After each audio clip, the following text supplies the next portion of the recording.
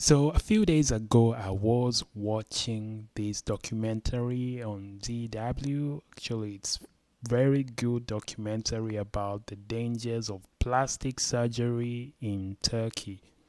It's very interesting. When you have time, please check it out.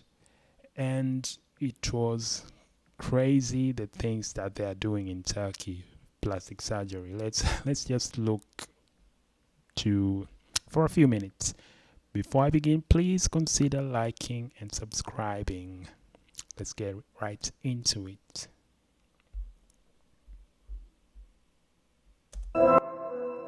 Feeling good with perfect figures, the advertising of cosmetic surgery clinics and agencies.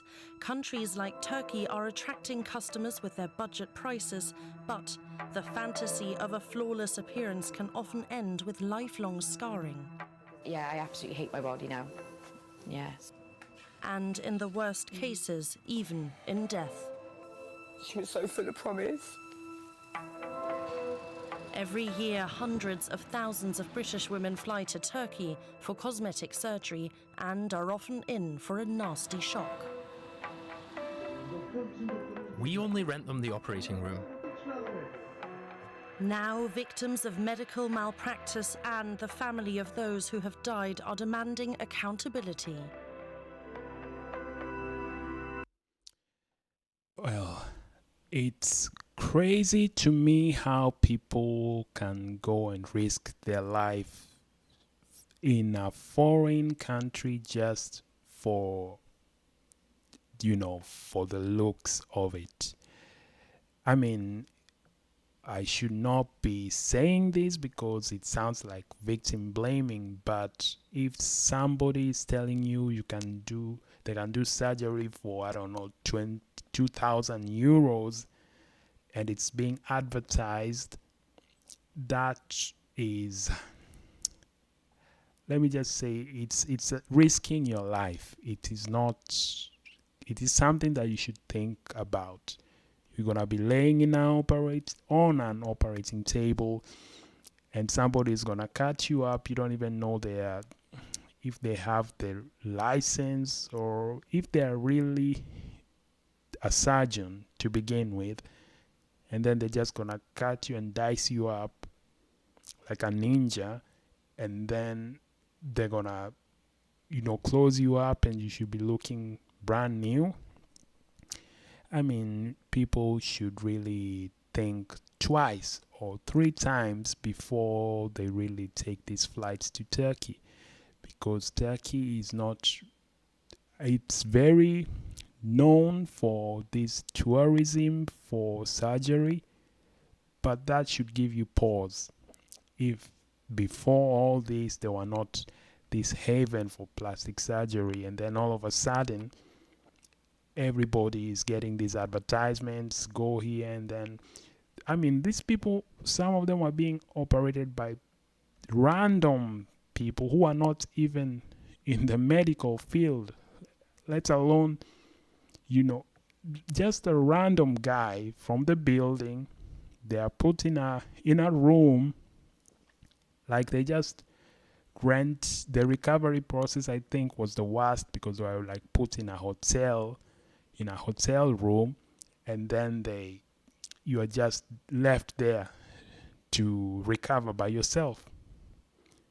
Once they have the money, you're on your own. So it's something that women especially need to think about before they get on a plane leaving Europe or leaving even America. In America, I've seen a few advertisements, like on Instagram and stuff, of these surgeries in Turkey, these hospitals. And if you're getting approved for surgery via WhatsApp, that should give you pause. It's WhatsApp. Like that's crazy. But let's just look at some of these dangers of surgery. Now, this article is all the way back in 2020. Back in the beginning of the pandemic, people are already experiencing issues with this surgery. So it's something that's been happening for years and years now, but people are still going. So, this is from the BBC. Cosmetic surgery, woman scarred after procedure in Turkey. Now, a woman is facing reconstructive surgery after being left scarred by cosmetic procedures in Turkey. Now, she already had 2 operations, £6,000 in 2019. I guess that's corrective, because for most cases, these people go to Turkey, they get messed up, they have to go back to their countries to get fixed, and fixing it cost more than how it would have been, because now you're fixing a problem when you could have prevented it from the beginning. I mean, this is just one of so many articles. This was in BBC. There is another one. What's this? The Guardian. UK coroner warns of cosmetic surgery abroad after woman dies in Turkey. Man. A woman who died after traveling to Turkey for buttock enlargement, I'm guessing BBL, was not given enough information to make a safe decision about the procedure.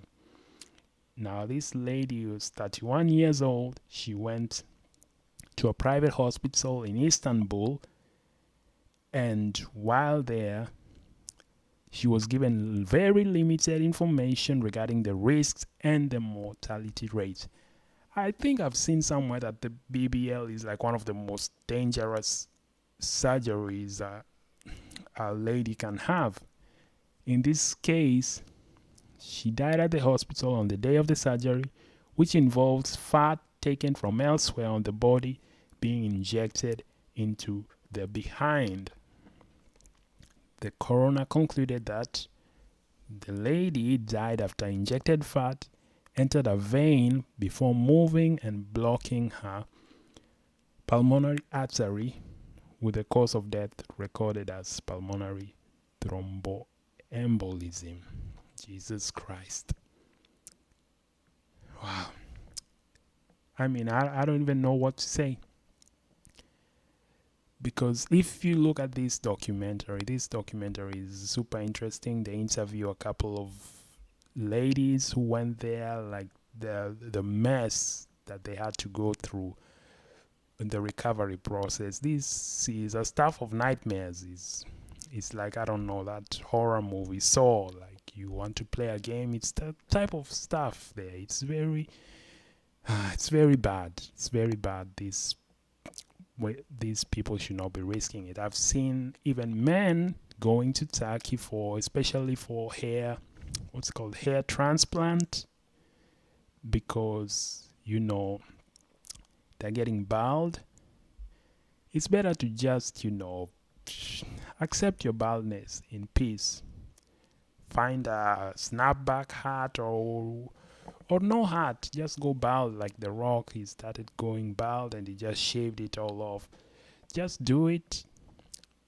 It's better than going there.